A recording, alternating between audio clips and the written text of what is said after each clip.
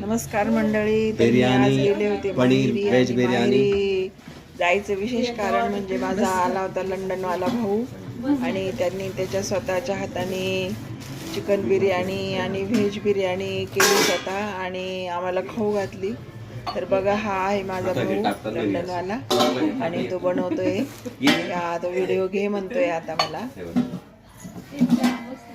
तर बघा, ही बनवली आहे बिर्याणी.